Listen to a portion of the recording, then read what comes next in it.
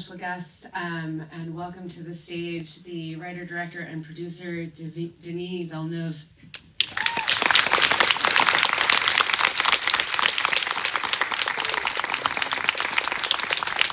Also joining us, our producer and second unit director, Tanya Lapointe. And Carl Lambert, the visual effects production supervisor.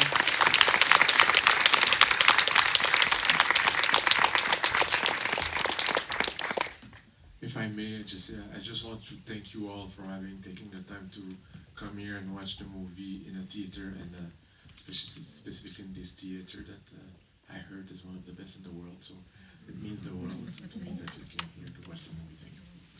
Kind. Congratulations. It's not kind, it's true. It's very, I mean, we had fun. It was loud. It was great. Everybody felt like they were on a sandworm. As I mentioned at the top, we're just so delighted that you're all here. It was such an honor to celebrate you last night with the director, the Irving and Levin Directing Award at our awards night, and it's a real pleasure to be here to talk about the work of Dune Part 2, excuse me. I'd love to just kind of start with the script, if I can, because you co-wrote this, and the first film was so much about world setting and about getting us to a place where we understood the players, and this film is so much about about Paul. It's all about Dune, and about his arc as a person that is caught in between so many worlds and so many versions that people want him to be. But I was really struck by the specificity of your language. And I keep thinking about the scene where he's struggling with the decision to go south, and Chani says to him, he expresses his fear of losing her, and she says, "You'll never lose me as long as you stay yourself." And he responds, "I'll go south and do what must be done." And we as an audience understand that that's a goodbye in a certain way because you have taught us so much. The script is so layered. Can you talk about your collaboration and your choice of language? We only heard the word Dune once in each of the films, and so you clearly put so much care into it. And the thing is that when you adapt, you kill.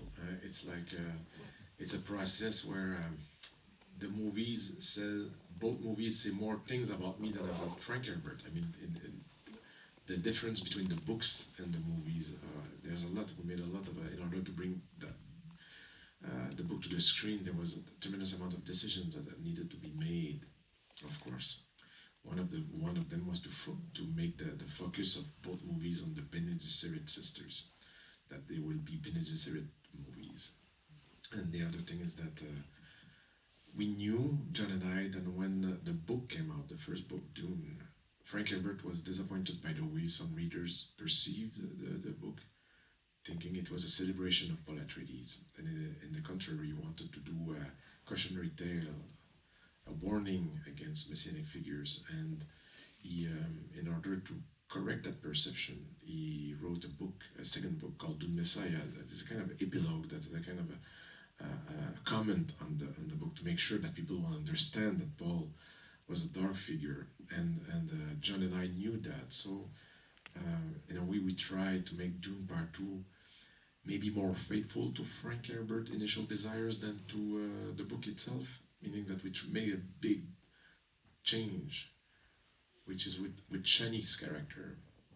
In the book, Shani is in the shadow of Paul. She's a believer. She never questioned his decisions. In we decided to create a character that will become our moral compass, and will have her own political views that are different from Paul at the end. And then the third act, slowly the movie becomes from her perspective, and with that perspective, we can see that Paul is making decisions that are contrary, that she feels betrayed, and it becomes, I hope, the cautionary tale that was envisioned by Frank Herbert at first.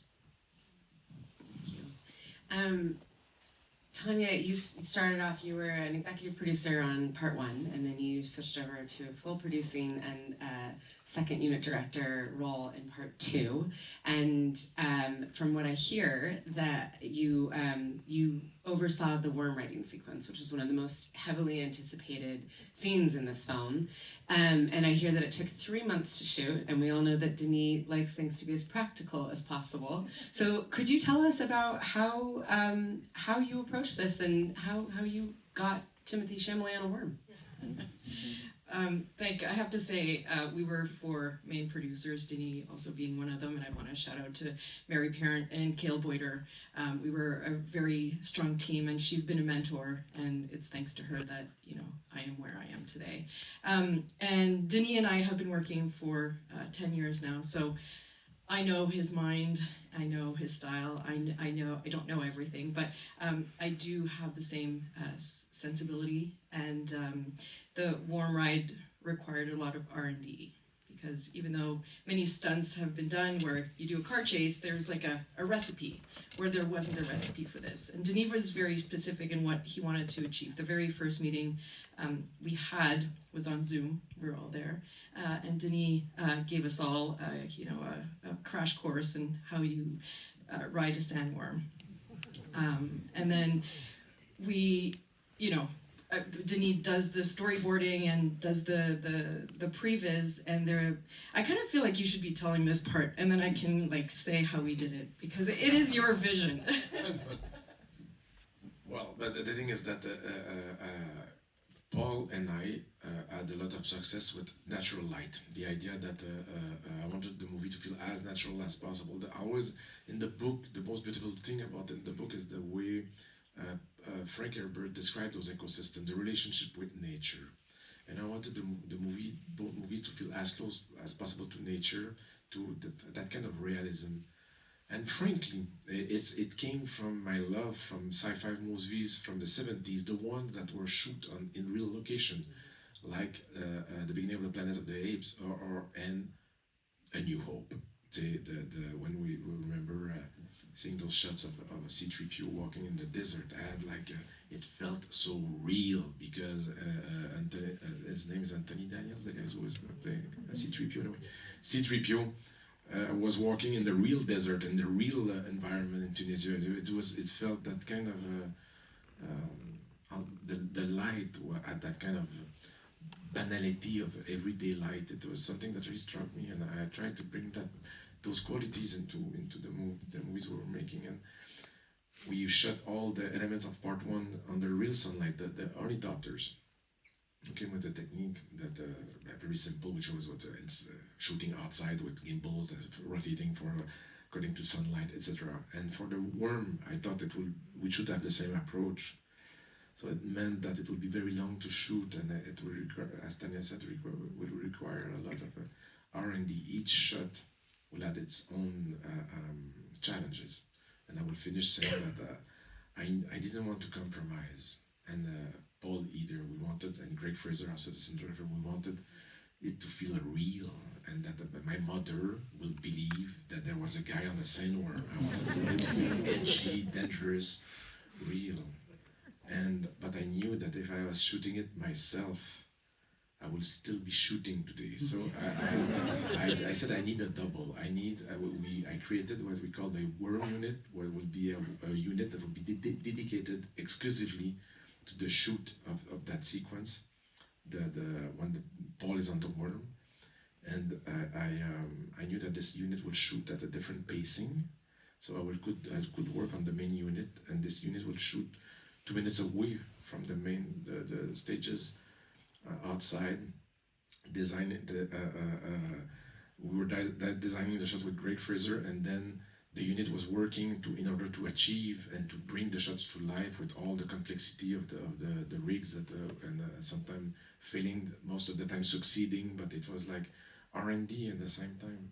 And I needed a pair of eyes. I needed someone that would be there so I could have a strong communication with. I never done frankly, real second unit work.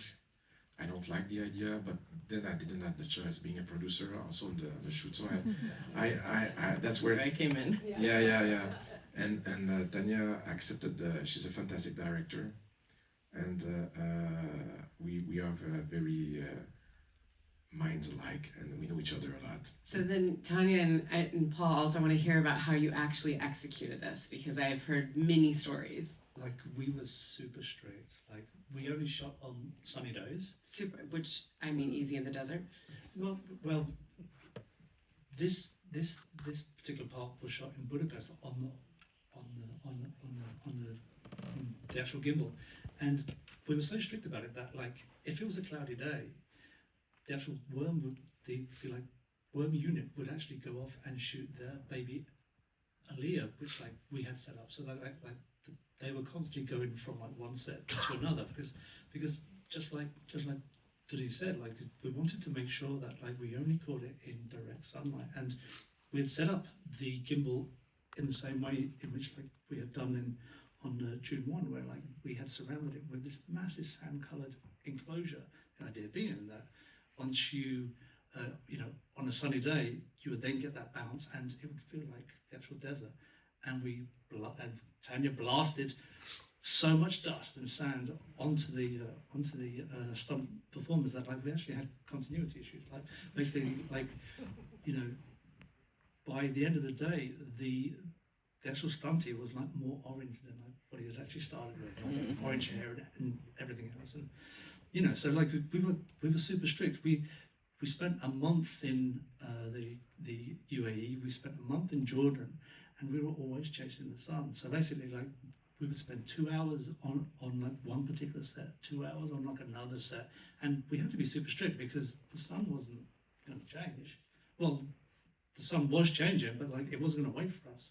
So yeah, so like we were pretty strict to like try to get that believability. Well, And I would just add to echo what you're saying is that on one side I have Denis, who has the vision of how you sandworm, and everyone went to the Denis Villeneuve school, sandworm writing school, and you should know that you can't write a sandworm like this nor like this. It's just right like this. And that on one side you have Paul, who's like, okay, make sure you always have the sun so that the character's backlit, so the actual the sandworm that was built was on this gimbal so that we could rotate, so that we never, obviously it had to rotate every 4 hours, I think, so that we were always in the right position. And then we had both Denis and Greg Fraser, our cinematographer, and the idea is to echo what you're saying, is that the instructions we were given for the warm unit was make it as though you were shooting a National Geographic documentary. So it had to feel on the verge of danger, and it was balancing, the character knowing a technique of how you do this, but also this is the first time that Paul Atreides is doing this, but also in terms of the camera. I remember we set up this beautiful cable cam, and we're like, it's gonna be a beautiful shot. It was a beautiful shot, and both Denis and Greg are like, So we got this, I think it was a golf cart, and you have this shot where it's like really jumpy, but it makes it look like we totally embraced it. Yeah. So that was the process, and I would just finish in saying that the level of precision of working with these incredible artists is that, as both are saying, there's no compromise. So some shots took a few hours, some of them a few days, and there is one shot in the sequence which took an entire week to accomplish. Well, and I know that we're talking about one scene in particular, but the technical precision of this entire film is noteworthy, and you have an audience here that appreciates that. I heard that you wanted the worm to come into the dune in the light and to leave in the dark, so made that extra, that was important, so that's a new restriction on you. And then I would love if you could explain how you got the dune to collapse. Yeah, it's like some decisions that you make in storyboards sometimes that you will regret for months. it's just the idea that Paul see the worm coming in the sun, and as you explained, the worm will go through the sand dune and get out on the dark side of it. And I loved the idea, and it was perfect dramatically for many things, but and I had written the sequence knowing that there was those big cliffs of sand, and I'm talking about 5 or 6 stores. I don't exaggerate. It's crazy high cliffs of sand, and I knew it would be absolutely powerful and meaningful. And the only problem is that we realized with Greg that in the desert, the wind blows in a certain direction, meaning that the shape of the dune goes, and those cliffs are not facing the right direction. And it took us weeks to find one that was okay. And for there are some shots that because of the complexity of the camera movement, we could not shoot on those dunes, and so we end up creating our own sand dunes with bulldozers, which for the native we look absolutely mad to create you are in an ocean of sand dunes with thousands of miles of desert, the biggest desert on earth. And so, actually, your sand dunes are not rightly oriented. We were gonna do our own thing.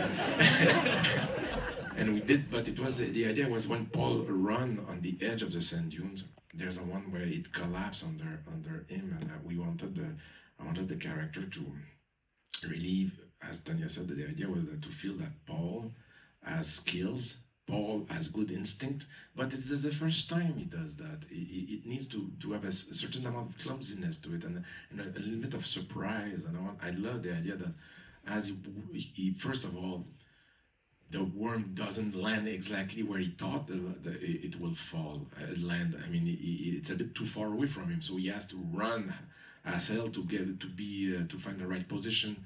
And as he's doing so, suddenly it collapsed under him. And the idea was the only way we trying to find it was to build our sand dunes and to have like cylinders, massive tanks that would be pulled by 3 massive trucks. And that was one of the shots that a lot of it was to have the right timing. It took us each take needed to be done. We could do 1 take a day because once the dune was done, I mean, it's problems that all filmmakers face, but I mean, it's like it took us several takes and to find the right timing so that stunt will disappear in the sand and with the right timing of the trucks that were big old trucks that were not starting all the time. Anyway, weird problems. It's amazing how filmmaking is always a blending of high-end NASA software and gaffer tape, and that was the case, I mean, it's an incredible sequence. We had Richard King up here in April, and he talked about mixing the score for it and about how important it was that it sounded chaotic and not precise, and how to bring the score into it very gently. And I mean, just that sequence alone is just, we could talk about that all night long. But Paul, I would love to know, you're responsible for like the creation of the world that cannot be caught within the camera. And we have, these incredible scenes of fighting Sardaukar. I'm so sorry, I'm trying to pronounce these massive shots of Getty Prime, the battle sequences, and the eyes of the Fremen. And this is all the work that, realism is very important to Denis, but you are the one that comes in and helps expand what cannot be done within the lens. So can you talk a little bit about some of that? It's all based on the vision which Denis has in the drawings, which are done by Patrice's team.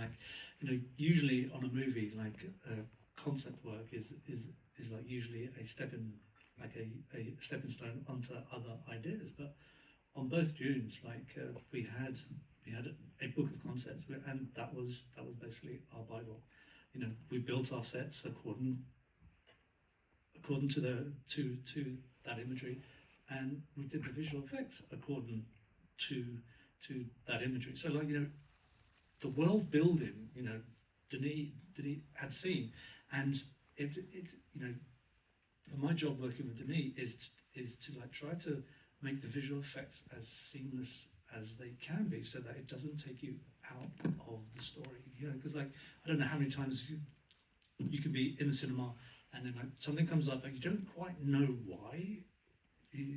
Something doesn't quite work, and so we had a process of trying to make the imagery as believable as possible. Now, Denis also has a very good eye, so you can imagine running the gauntlet of trying to get finals in a screening room. you've got us three, and then like you have other guest participants as well. So like actually trying to get a fun because everybody's picking out different things, and so it's actually quite intense. But you know, one of the aspects of shooting a movie with Denis is that yes, there are multiple visual effects in there, but like we also try to embrace as much as we can from the photography. Like a case in point, so there's a shot of the Baron when he's on Arrakis, and we shot it up against a really cloudy sky, and you don't get clouds on Arrakis, and it was quite a high contrast background, and I always try to avoid trying to change backgrounds from dark to light or light to dark. It's a thing which like we can't really resolve because it's something just doesn't sit quite right. So rather than try to replace that entire sky, like we took the clouds in the sky and we turned them into a mountain, so that basically you could you would then believe the integrity of the image. But it's simple things like that, like for the IR in the arena, we shot that in a super high contrast area with like bright sand on the ground and like really hard shadows, and rather than try to remove the shadows because they didn't quite line up with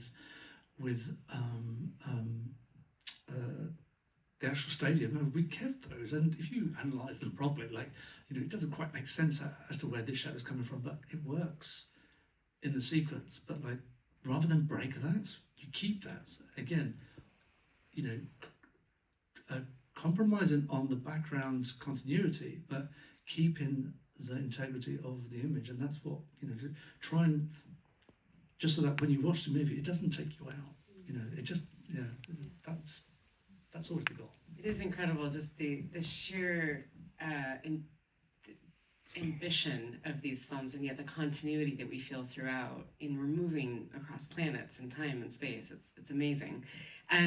Tanya, I'd love to talk a little bit about locations because you shot in some familiar places, but I'd love to hear a little bit, if you could, actually, about the Brian's Sanctuary in Italy that you shot in for the Imperium, and could you tell us about how you added this new location, how you got access? The Brion Cemetery is an hour out of Venice, close to a smaller town called Asolo, and it's an architectural marvel where which actually had been the inspiration for Caladan. So Patrice loves architecture and had used it as reference for the circular doors that we see in the residence at the beginning of Dune Part 1. And then he went to visit for Part 2, and he asked if we could film there. And the family, they not only loved Frank Herbert's books, but they also loved the first film.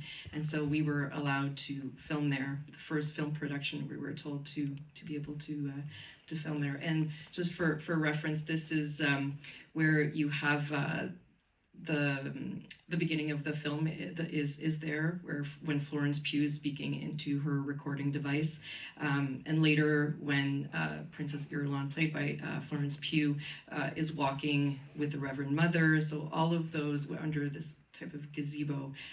So that was it was at the very beginning of the shoot. So we went to Italy for maybe 2-3 days, and that's how we kicked it off. And it was quite unique to be tying in the architecture, the inspiration of the architecture from Part 1 and starting Dune Part 2 on those bases, and then exploring other territories as we went on the shoot. And so much time in Arrakis in Part 2, so it's always a little bit of a sumptuous for the eyes to see some water lilies and some blues. And let's face it, Italian food. No, but it was quite romantic, and the architecture, as Tanya says, it's like it was. I recommend if ever you go in that part of the world, it's quite remarkable. It's like beautiful. Walking in the sculpture from Carlos Scarpa. It's beautiful architecture. That cemetery is quite a masterpiece. I want to ask you one more question and then open up to audience. We've run a little bit long, but there's so much to talk about in this film. You mentioned Florence. Thank you so much, Tanya. And we haven't talked about the casting, and this is the biggest A-list cast I think anyone's assembled in quite some time. And we have a lot of new additions in part 2 with Florence Pugh and with Austin Butler, who you auctioned off on stage last night. And obviously with Christopher Walken and just so many incredible additions. Can you tell us a little bit, did you know who were going to be some of these characters going in because you didn't have as much time to do research? How was it bringing them into the world and getting them up to speed with the returning cast who were already so immersed in the world of Dune?